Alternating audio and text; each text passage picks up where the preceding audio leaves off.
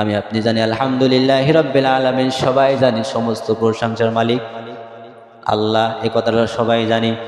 তাহলে আমার আপনার সামনে যখন সমাবেশে গণসমাবেশের সময় যখন নেতা নেত্রীর প্রশংসা শুরু হয়ে যায়, তো আমি আপনি 5 বার শুধু তো জামাতের সাথে 5 ওয়াক্ত নামাজ জামাতে যখন পড়ি, তখন তো প্রথমে সূরা ফাতিহা ছাড়া তো নামাজ হয় না। প্রথমেই বলা হয় আলহামদুলিল্লাহি রাব্বিল আলামিন, সমস্ত প্রশংসা আল্লাহ তোমারই জন্য। তামাম বিশ্বে যত কিছু আছে সব কিছুর প্রশংসা কার জন্য? আল্লাহর জন্য সব প্রশংসা। তো এই কথাটা যখন বলি, তো আমরা যখন অনেক সময় দেখেছি যখন সমাবেশ হয়, সমাবেশ হয়, আউযুবিল্লাহ বিসমিল্লাহ বলেও শুদ্ধ করতে পড়তে পারে না। আবার এ প্রশংসা ও প্রশংসা, এটা হয়েছে কি হয় নাই? আল্লাহর প্রশংসা হয়নি, যে আল্লাহ তাআলা আমাদের যে এখানে আসার তৌফিক দিয়েছেন, তার প্রতি একটা শুকরিয়া আদায় করে শুকরিয়াটাও করে। এজন্য আল্লাহ তাআলা বলছেন যারা শুকরিয়া আদায় করবে না তাদের জন্য ভয়াবহ শাস্তি আছে। আল্লাহ তাআলা বলছেন লাইন শাকারতুম লাযীদান্নাকুম ওয়া লাইন কাফারতুম ইন্না আযাবী লাশাদীদ।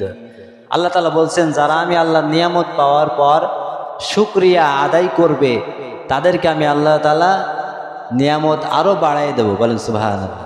আর যারা আমি আল্লাহর খেয়ে দিয়ে পরে সুস্থ থাকার পরেও আমি আল্লাহর শুকরিয়া আদায় করে না, তো তাদের কাছ থেকে আমি আল্লাহর নিয়ামত ছিনাই নেব।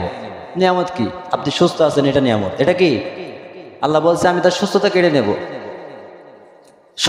সংসারে শান্তি আছে, টাকা পয়সার অভাব নাই, এটা হলো আল্লাহর নিয়ামত। আর আপনি টাকা পয়সা পাওয়ার পরেও আল্লাহর শুকরিয়া আদায় করলেন না, এটা হলো আল্লাহর নাশুকরিতা করা। আল্লাহ তাআলা বলছেন যারা আমি আল্লাহর শুকরিয়া, যারা আমি আল্লাহর নিয়ামত পাওয়ার পরে আমি আল্লাহর প্রতি শুকরিয়া আদায় করে না, আমি আল্লাহ তাআলা তাদের যা নিয়ামত দিয়েছি সেই নিয়ামতগুলো আমি আল্লাহ ছিনাই নেব।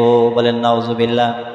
শুধু এ কথাও না, আল্লাহ তাআলা পরবর্তীতে বলছেন ইন্না আযাবী লাশাদীদ, তাদের জন্য আমি আল্লাহ তাআলা যন্ত্রণাদায়ক, লাঞ্ছনাদায়ক শাদীদ জাহান্নামের আগুন রেডি করে রেখেছি।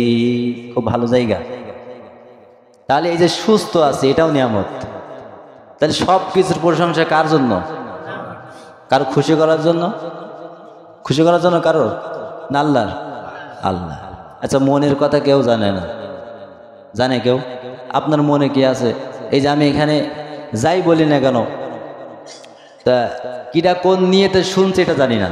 সবার নিয়ত এক না, এক না, সবার নিয়ত কিন্তু এক না। আমি বলছি হয়তো যে নিয়তে, আপনি হয়তো শুনছেন অন্য নিয়তে, আরেকজন শুনছে অন্য নিয়তে, কিন্তু আরেকজন শুনছে হেদায়েতের নিয়তে।